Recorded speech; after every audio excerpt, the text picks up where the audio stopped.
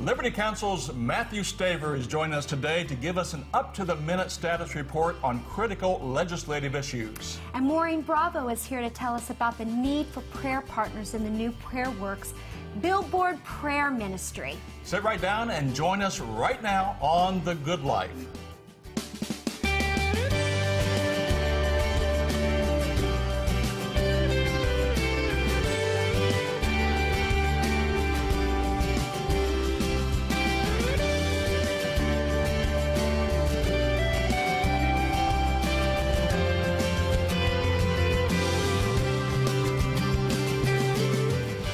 And welcome to The Good Life. I'm Ken Meixel. And I am Carolyn Pankella. And Carolyn's filling in for Barbara while she's away getting her daughter in college. And good to have you with us. I am so honored to be always with my brother here. Well, it's always a pleasure to have you. And you're going to sing later for the program today for us to do. I hope I don't scare anybody away. That's what I'm praying. Well, we're going to jump right into our first interview because I know he's such a busy man. Matt Staver of Liberty Counsel and Liberty Law School is here with us today. And he's here via Skype to update us on current critical legislative issues. Thank you for joining us today, Matt, and hope that you're doing well up in Lynchburg. Thank you. It's a pleasure to be with you today. And by the way, it looks like you're sitting in front of the Supreme Court. I'm actually sitting in front of what's called the Supreme Courtroom at Liberty University School of Law. What you see behind me is an actual replica of the bench at the United States Supreme Court. There's only one other like it in the country, and that's in the United States Supreme Court. We use the actual diagrams and schematics from the Supreme Court. So this is a replica, 9-member bench, the columns, all of the things behind me, the curtains, all of these are replicas of the U.S. Supreme Court. It's part of our vision to restore the rule of law, and it enhances that vision when our students come here because we challenge them of their mission to restore the rule of law. Oh, that's so great, Matt, and we're so proud of you being a part of that great body up there of Liberty University and Dean of the Law School. Congratulations. Thank you. And you know, recently Liberty University School of Law received full accreditation. We started in August of 2004. We got provisional accreditation in February of 2006, faster than any other law school in the country. And now we're fully accredited, which allows us to do additional programs and provide additional opportunities, study abroad programs, a lot of other programs that we're doing at Liberty. Liberty, in just a few short years, has become a nationally ranked law school in many respects. Our competitions are winning one after another all over the country. So we're training a new generation of men and women, Christians, in the area of law to go into all these different areas and redeem the law and to restore the rule of law. Oh, that's great, Matt, and congratulations to you and all of your staff for your hard work and that vision that Dr. Farwell had for this so many years ago. Well, Dr. Farwell had a great vision. In 1971, when the Lord placed on his heart to start Liberty University, he wanted to start a law school. And our vision became part of that in the 1990s. We founded Liberty Counsel in 1989, Anita and I did. And we realized very quickly that when we go to court, we can win. We just hadn't been to court in these areas for 70 years. The ACLU was founded in 1920, and for 70 years, we really didn't show up as Christians. And so when we realized in the early 1990s that when we go to court to defend life, liberty, and family, we can win these cases, we also realized we needed to train a new generation, we needed to multiply, and we needed to train judges and lawyers and educators and policymakers and world leaders. And that's when the vision of a law school was placed in the heart of Anita and me. And we came together with Dr. Farwell, and now this reality of both Liberty Counsel, going into the courtrooms, going into the legislative policy halls and advancing life, liberty, and family. Now the law school training many people in more generations to do the same thing has come to fruition. And so God really has a great plan and a great plan for this university and for America. That's right. We're so proud of you and all that you're accomplishing there. And let's talk about some of those issues that are so important to us, particularly on the conservative side as Christians. What's the biggest issue that you're dealing with right now, Matt? Well, Ken, we have a lot of them going on. It's hard to say which one is the biggest, but certainly one of them is the healthcare lawsuit. Liberty Counsel filed suit on the very day that the healthcare lawsuit or the healthcare bill was signed into law. We are litigating against that healthcare. We just received the response from the Attorney General, Eric Holder, and now we have to file a reply. We'll be in court probably another 4 to 5 weeks on this issue, but this is a huge matter that I think threatens our family, threatens our freedom, And it's something that is the biggest extension of federally funded abortion in the history of America. So we're very concerned about it. But we believe at the end of the day, we will win this case at the U.S. Supreme Court. It's unprecedented that the federal government tells each one of us to buy a certain product, to force us to buy a certain product. And that's what this law does. It's never been done in the history of America, and I think it'll ultimately be ruled unconstitutional.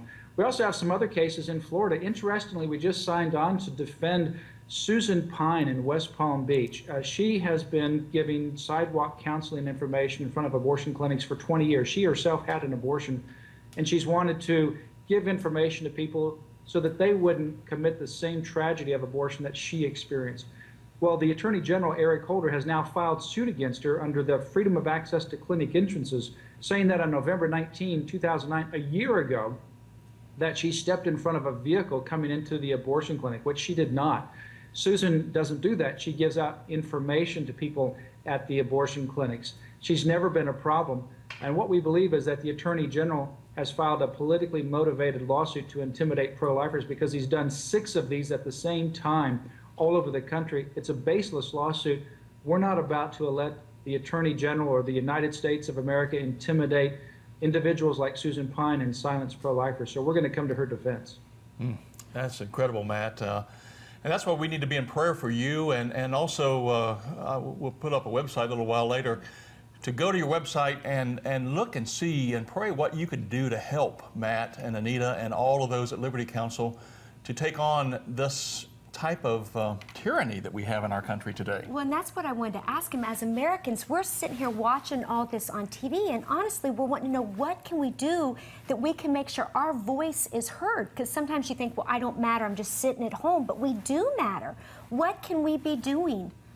Well, you can do a lot. I mean, there's a lot of bizarre things that take place. Another case that we're working on is in Collier County, which on Religious Freedom Day of all days, they wouldn't allow the Bible to come to school, saying that it had no educational benefit. So when we see all these things, it does get people frustrated, but you certainly can do several things. First of all, we obviously need to pray for America, for revival Amen. to come to this land. Secondly, we can actually participate in this process. Liberty Counsel has a website, it's lc.org. We have an action email, and you can sign up for it right there on the front page, and it's called Liberty Action Email. We have several 100,000 people from around the country on that email, so we will let people know about issues. They can then get their voice heard, whether it's in the state, local, or the federal Congress with regards to these things, and your voice really does make a difference. Together, we can mobilize, and I think that's what we need to do is come together. We have a lot of resources that help people not only become educated, motivated, and then come together and mobilize to take action. You know, Matt, as we just wrapped up our primaries here in Florida, a lot of people went to the polls and voted with their conscience this time, and that's so important as we go into the general election later this year too, to make sure that you know where all the candidates stand on these issues. And I think you help with that at Liberty Counsel's website too, do you not? We do. We have a lot of information about pastors, churches, and political activity, voters' guides, what pastors and churches can do, and information about the candidates. We'll continue to do that as we go through the general election. We had pastor events in Jacksonville, Orlando, Naples, and Miami. We have 3 coming up, by the way, and it's September 14, 15, and 16. And September 16 will be in Orlando, 14 and 15 will be in South Florida, Vero Beach, and then also in the Fort Lauderdale area. And we already have, for the Orlando, over 400, almost 500 people signed up for that. It'll be David Barton and I, and we'll be talking about some of the history of America, and we'll also be talking about what you can do in this time of America where God has called us for such a time as this. You know, Catherine, I've had the privilege to be with you with David Barton, and it's one of the most outstanding things that you ever get a chance to go and be a part of. So we just encourage you to go to the website to get more information on that. Matt, I wanted to ask you about this appeals court that banned the crosses in the state of Utah also. Tell us more about that. Yeah, this is a case where they have these crosses that the individual families of the fallen highway patrol officers who were killed in the line of duty, they are the ones that select this symbol to be used. So it could be a cross, or it could be the Star of David, or it could be something else. So this is a selection of the family. And then these crosses are put on public property in many cases to give honor to these fallen heroes that protect us, these men and women in the highway patrol. But then the atheists said, well, since some of these are on public property, it's unconstitutional. It's an establishment of religion. And the Court of Appeals ultimately sided with them and said that these crosses have to go. Well, the problem with that is if those crosses have to go because they're unconstitutional, which, by the way, they're not under the Constitution, then that means what happens to those crosses could affect Arlington Cemetery, because we have crosses in the Arlington Cemetery. We have angels in some of the public cemeteries as well. All of those will be affected. So this case will likely go up to the U.S. Supreme Court. I'm confident that when it gets there, it will be overturned. But this is some of the insanity that we face in these courts. And that's why it's important who's in office, whether it's the President of the United States or the governor of the state, whenever they appoint different people for office, for these judgeships, or when you vote for a judge, that somebody you're voting for or somebody who's being appointed has the proper judicial understanding and approach. They shouldn't be activists. They should interpret the Constitution exactly the way the people wrote it. That's such good advice, Matt. And as you were talking about that, I was thinking, because my dad's in a national cemetery, and yes, he's got a cross on his tombstone. And all those would have to be removed if that same logic, illogic, were to prevail. Yeah, that's right. And it just makes no sense. If you think of an establishment of religion, wouldn't we have had an established religion by now in Utah or in Arlington Cemetery if that's an establishment of religion? And we're not seeing that. So these are private choices. Yes, at Arlington Cemetery, for example, is a public cemetery, but people make those private choices. Do they want a Star of David on their tomb? Do they want a cross on their tomb? That's their choice. And to say, well, everything's okay, but the cross is not, that shows hostility toward religion, particularly towards Christianity. That kind of insanity has to stop. And I think what we're seeing, going back to your other question about what people can do, I think people in America are starting to say, a lot of this threat to our family, our faith and freedom, enough is enough. Let's stop this insanity. And I think that it's good that people are starting to see that and get involved. And now we need to turn that energy into action. Well, I think we're starting to realize that the voice of America wants the rights to these freedoms, because that's what people fought and died for. And to see people wanting to take our freedoms away from us, we need to stand up, is what you're saying, right? Exactly, we do need to stand up. There's a lot of people in America that ultimately want to change America. They don't like what America stands for. And George Washington, when he was having his second farewell address after serving 2 terms as president, he's looking out over the past and into the future.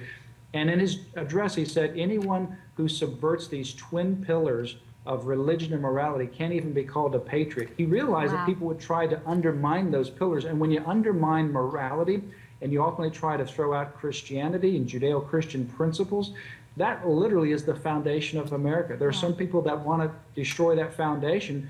And if the foundations are destroyed, what will the righteous do? Well, the righteous have to stand back up and rebuild those foundations and stop the onslaught of this threat and attack to our freedom and to our liberty. That's right. And Matt, we want to pray for you and Anita and all of your staff and all of you at Liberty Law School as you continue to serve the Lord.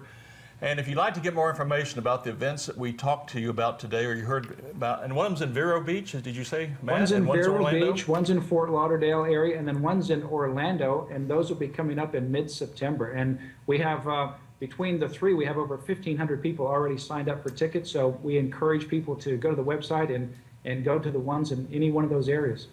That's right, and the information will be up on the screen right now. That's www.lc.org if you'd like to go to the website. And also there's a phone number with that. I think it's 407, help me, Matt. It's 800-671-1776. That's 800-671-1776. All right, and that's an easy number to remember. I should have remembered it. I always remember that 1776 at the end. You did a great job getting that number, Matt. And we pray for you, Anita, and all of you at Liberty Law School and at Liberty Counsel. And remember to pray for them. And also go to the website and pray about what you can do to help Matt and Anita and all of those at Liberty University and Liberty Law School, and also the Liberty Counsel. Thank you, Matt, for being with us today. I know you're a busy guy. We'll let you go, but thank you so much for joining us today on The Good Life. Thank you. My pleasure to be with you. You know, one of the many privileges we have as Christians is to pray for one another.